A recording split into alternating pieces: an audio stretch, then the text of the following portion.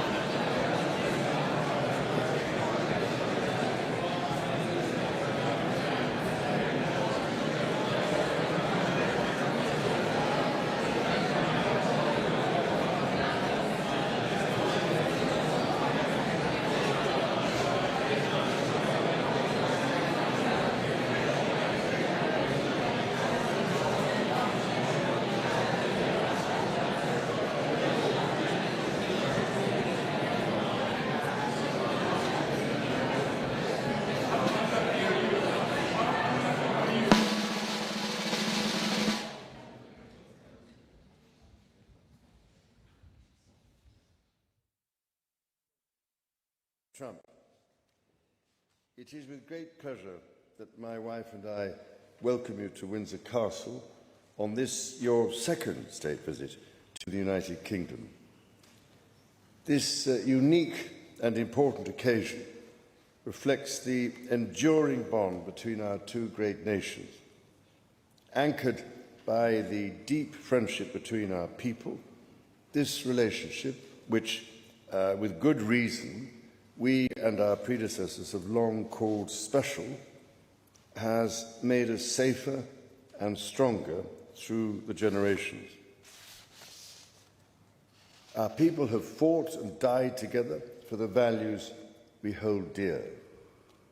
We have innovated, traded, and created together, fueling our economies and cultures through myriad forms of exchange. We have celebrated together, mourned together, and stood together in the best and worst of times. Mr. President, as we approach the 250th anniversary of the Declaration of Independence next year, it is remarkable to think just how far we have come. I cannot help but wonder what our forebears from 1776 would make of this friendship today. The rebel commander and pioneering First President George Washington famously vowed never to set foot on British soil. And my 5 times great-grandfather, King George III, for his part, did not spare his words when he spoke of the revolutionary leaders.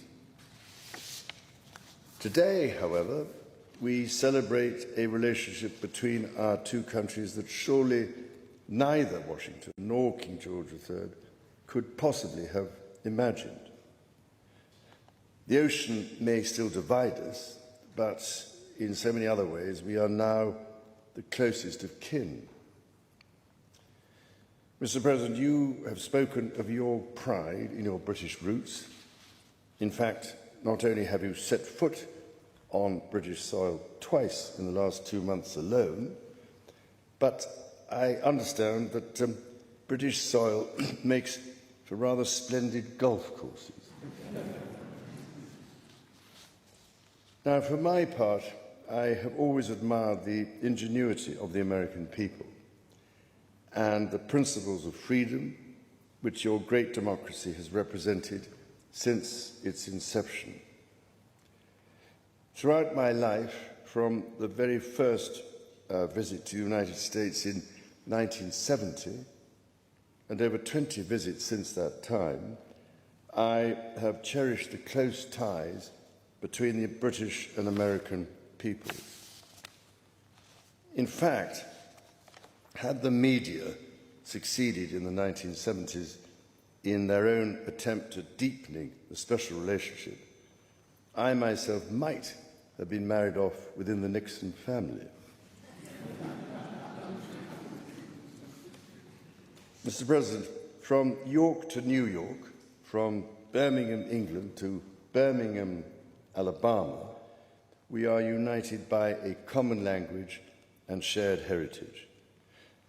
The many thousands of people from each of our countries who have made the other their home have enriched our societies immeasurably, a fact that gives me the greatest pride. Our cultural connections, too, continue to flourish, with our actors, musicians, writers and television presenters prospering in the hearts of transatlantic audiences. Today, our alliance spans every field of endeavour and shows vast potential for growth.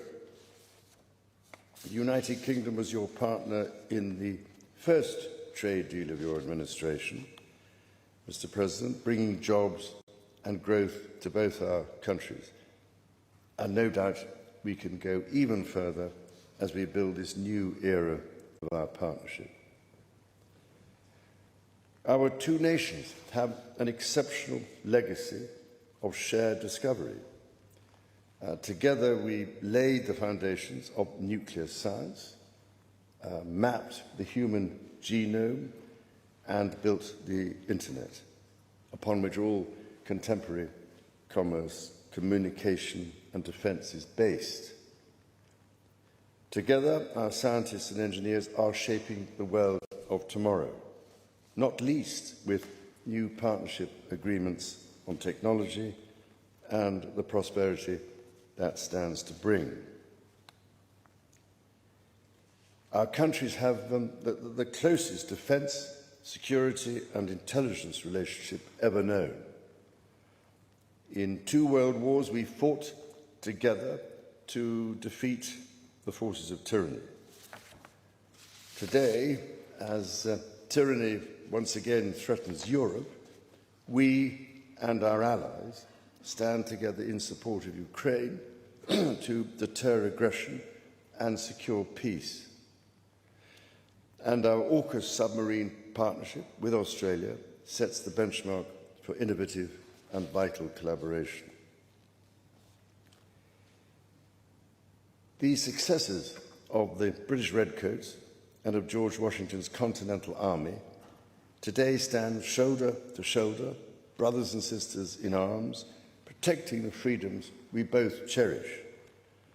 Our countries are working together in support of crucial diplomatic efforts, not least of which, Mr. President, is your own personal commitment to finding solutions to some of the world's most intractable conflicts in order to secure peace.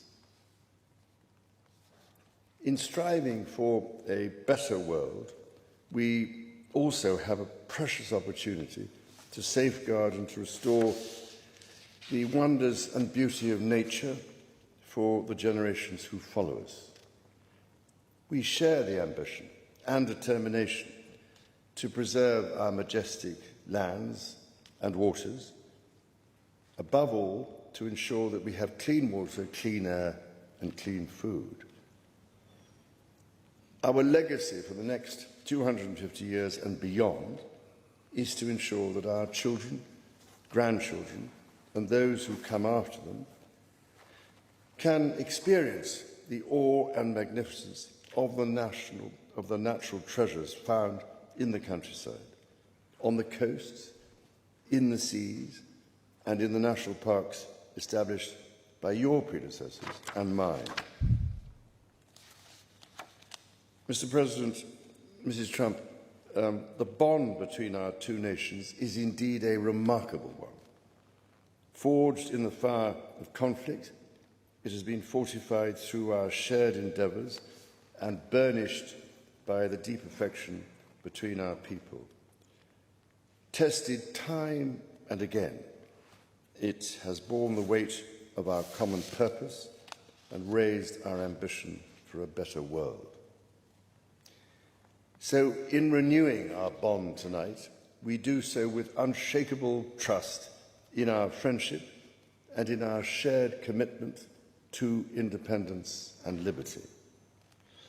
Therefore, as we celebrate this unparalleled partnership, allow me to propose a toast to President Trump and the First Lady, and to the health, prosperity and happiness of the people of the United States of America.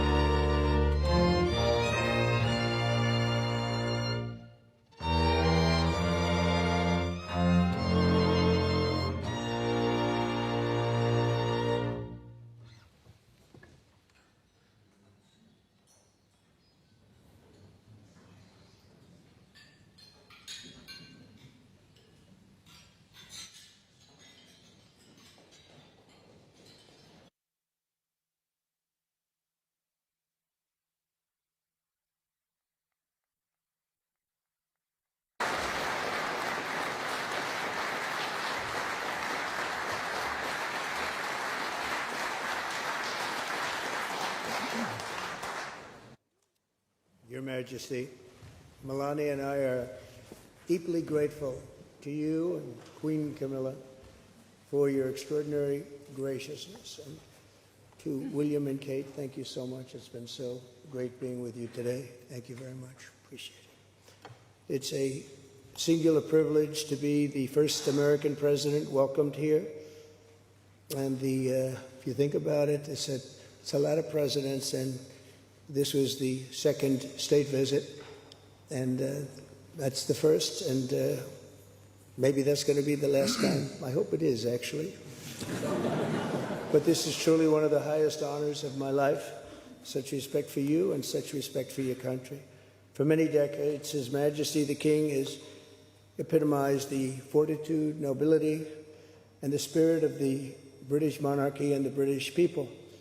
He's dedicated himself to preserving the glory and unique character of this kingdom, restoring life to the rivers and streams, supporting the works of its artists and composers, planting trees and gardens in its countryside. And I just visited one of the most beautiful I've ever seen that you just completed, and protecting the architectural integrity of cities, villages, and towns.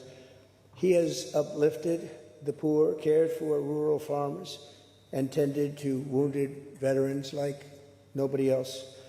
I'll tell you that I just stood in line and shook about 150 hands, and the King knew every single person and every single company, and some of them had bad names like XYZ-Q3, and he knew every one of them, or at least I think he did, because nobody was complaining. I was very impressed with that. But I just want to say that His Majesty has also raised a remarkable son in His Royal Highness Prince of Wales. Really amazing. We've gotten to know you, and I think you're going to have an unbelievable success in the future. Melania and I are delighted to visit again with Prince William and to see Her Royal Highness Princess Catherine, so radiant and so healthy, so beautiful. It's really a great honor. Thank you. Many years ago, His Majesty opened his archives to a biographer. Among the documents was a letter from 1993 in which he described the patriotism and guided his many projects. He wrote that he was, quote, entirely motivated by a desperate desire to put the great back into Great Britain. In the finest tradition of British sovereigns, he has given his whole heart, everything he's got, to those parts of Britain that are beyond the realm of mere legislation. It's not easy, but which define its essence and its virtue, its harmony, and its soul. It's an amazing calling, and there's nobody that's answered that calling like you have. A fifth of all of humanity speaks, writes, thinks, and prays in the language born on these isles and perfected in the pages of Shakespeare and Dickens and Tolkien, Lewis, Orwell, and Kipling. Incredible people, unbelievable people like we have rarely seen before, probably won't see again. The lion-hearted people of this kingdom defeated Napoleon, unleashed the Industrial Revolution, destroyed slavery, and defended civilization in the darkest days of fascism and communism. The British gave the world the Magna Carta, the modern parliament, and Francis Bacon's scientific method. They gave us the works of Locke, and Hobbes, Smith, and Burke, Newton, and Blackstone. The legal, intellectual, cultural traditions of this kingdom have been among the highest achievements of mankind. There's really never been anything like it. The British Empire laid the foundations of law, liberty, free speech, and individual rights virtually everywhere the Union Jack has ever flown, including a place called America. You know that place very well, don't you? His Majesty spoke eloquently about the bond which inspired Sir Winston Churchill, and the bust is in the Oval Office right now, the beautiful bust of Winston Churchill, to coin the phrase special relationship. But seen from American eyes, the word special does not begin to do it justice. We're joined by history and fate, and by love and language, and by transcendent ties of culture, tradition, ancestry, and destiny. We're like two notes in one chord or two verses of the same poem, each beautiful on its own, but really meant to be played together. The bond of kinship and identity between America and the United Kingdom is priceless and eternal. It's irreplaceable and unbreakable, and we are, as a country, as you know, doing unbelievably well. We had a very sick country 1 year ago, and today, I believe we're the hottest country anywhere in the world. In fact, nobody's even questioning it, but we owe so much of that to you and the footing that you gave us when we started. Together, we've done more good for humanity than any two countries in all of history. Together, we must defend the exceptional heritage that makes us who we are, and we must continue to stand for the values and the people of the English-speaking world, and we do indeed stand for that. On behalf of all Americans, I offer a toast to one of the great friendships, to two great countries, and to His Majesty, King Charles III, a very, very special man, and also a very, very special queen. Thank you very much. Thank you. Thank you very much. It's a great honor to be with you.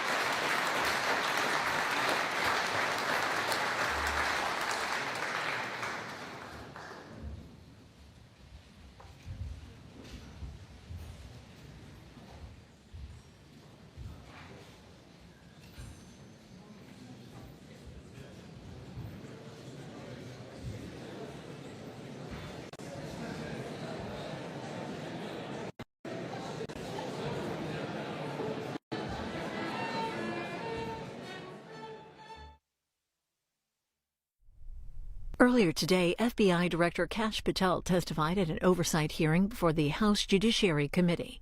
He took questions about the FBI and Justice Department's handling of politically sensitive investigations and addressed allegations of politicization within the Bureau. You can watch the hearing tonight at 8 p.m. Eastern on C-SPAN 2. Also on C-SPAN Now, our free mobile app, and online at cspan.org.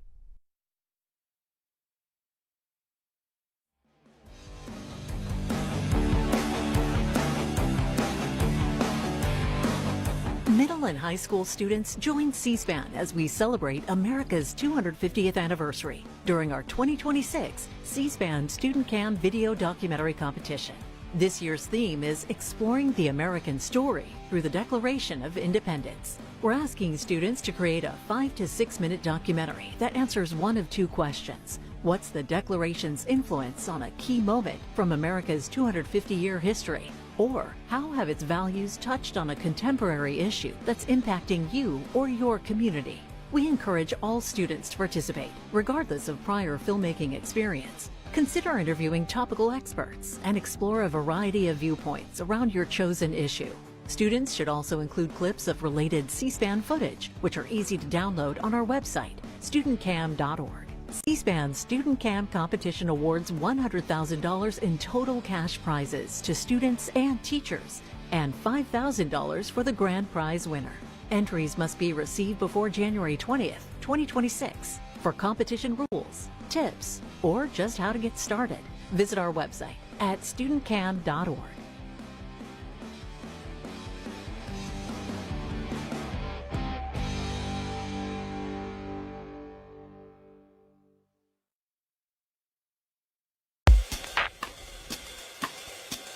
I was initially very skeptical about embarking on a full life biography of anyone, let alone a figure as big as Zbig. Edward Luce is talking about President Carter's former National Security Advisor, Zbigniew Brzezinski. Mr. Luce is the Financial Times chief commentator and columnist. Luce is a native of Sussex, England, and has spent close to 20 years in the United States since the mid-90s. He is an Oxford grad. Zbigniew Brzezinski was born in Warsaw, Poland, got his Ph.D. at Harvard, spent time in Canada during the time his father was posted as Police Consul General in Montreal. Brzezinski was National Security Advisor from 1977 to 1981. Author Edward Luce with his book Zbig, The Life of Zbigniew Brzezinski, America's Great Power Prophet, on this episode of Book Notes Plus with our host Brian Lamb. Book Notes Plus is available wherever you get your podcasts and on the C-SPAN Now app. UN Secretary-General Antonio Guterres spoke to reporters as part of a press conference before the United Nations General Assembly session in New York. During his remarks, he talks about the humanitarian situation in Gaza, the Russia-Ukraine war, and climate change. Sir, please, you have the floor. Once again, good afternoon. Leaders are making their way to New York for the UN's 80th anniversary and the high-level week of the General Assembly. Some call it the World Cup of diplomacy. But this cannot be about scoring points. It must be about solving problems. There is too much at stake. We are gathering in turbulent, even uncharted waters. Geopolitical divides widening, conflicts raging, impunity escalating, our planet overeating, new technologies racing ahead without guardrails, inequalities widening by the hour, and international cooperation is straining under pressures unseen in our lifetimes. But next week, every country will be here, including nearly 150 heads of state and government. And this is an opportunity we cannot miss. UN Week offers every possibility for dialogue and mediation, every opportunity for forging solutions. Thousands of leaders' meetings will take place, and I will hold over 150 bilateral meetings myself, and I will use every one of them to press leaders to contact each other, to speak directly with each other, to bridge divides, to reduce risks, to find solutions, to get serious. People are demanding answers and action, actions that match the gravity of the challenges our world faces, actions that meet the expectations of all those on the outside looking in. Let this be a week of solutions for peace in Gaza, Ukraine, Sudan and beyond, and for a pathway for a just, lasting peace in the Middle East based on a two-state solution. For climate, with countries stepping up with ambitious new national climate action plans that keep 1.5 degree limit alive. For responsible innovation, as we launch the global dialogue on AI governance to put humanity at the center of technological change with every country at the table. For women and girls, with concrete plans for equality as we mark the 30th anniversary of the landmark Beijing Conference. For financing development, at the first of its kind biennial summit, bringing together leaders of international financial institutions and heads of state, and focused on implementing commitments on financing the Sustainable Development Goals. For a stronger, united nations. By backing our UN80 initiative to equip the UN for a world that no longer looks like 1945 or even last year.